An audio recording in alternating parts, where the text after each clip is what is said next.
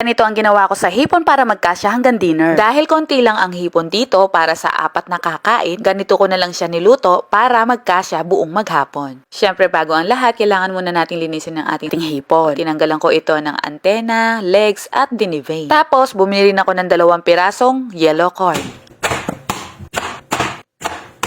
Sa kaserola naman ay unahin na natin itong mais na maluto. Nilagyan ko lang ito ng tubig at hinayaang kumulo sa loob ng ilang minuto. At nung okay na, ay sinet aside ko itong mais at hindi ko tinapon itong pinagpakuluan dahil gagamitin natin ito mamaya. Ngayon naman ay nagpatunaw ako ng butter. Siyempre, naglagay muna ako ng mantika para hindi masunog yung butter. At nung matunaw na, naglagay ako dito ng minced garlic. Mas madaming bawang, mas masarap. At dahil mahilig naman kaming lahat sa maanghang, naglagay ako dito ng siling na buyo. Siyempre, kung may kakain na bata, wag na pong lagyan. Nung maluto na ang bawang, naglagay na ako dito ng mga pampalasa. Siyempre, hindi mawawala ang oyster sauce, tomato paste, ketchup.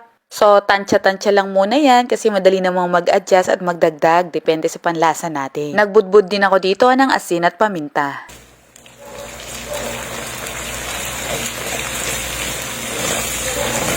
Nung well-blended na ang mga ingredients, ay naglagay ako dito ng soda.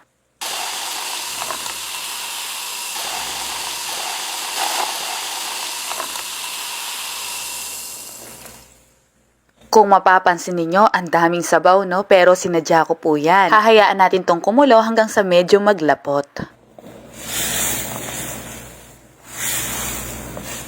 Sa puntong ito ay pwede na tayong mag-adjust ng mga pampalasa kung sa tingin nyo ay kulang pa sa asin o kaya sa asukal, kung kulang pa sa tamis. At ayan na nga, medyo naglapot na siya, ilagay na ito ang ating hipon. Nagdagdag pa ako dito ng konti pang siling labuyo kasi nung tinikman ko hindi pa masyadong maanghang. Haluin lang ito at hintayin maging orange lahat ang hipon. Mga ka-MU, meron po akong i-share sa inyo kung paano natin i-store ang hipon sa freezer ng maayos at nagtatagal. Kung gusto nyo pong malaman, please comment below. At ito na nga, hindi natin pwedeng i-overcook to para hindi mag-rubberize. Nung magpantay na ang kulay ng hipon, niligay ko na dito ang mga mais. O diba, dumami ang ulam. Sabi ko nga, sinadya kong madaming mais, sinadya ko din madami ang sarsa.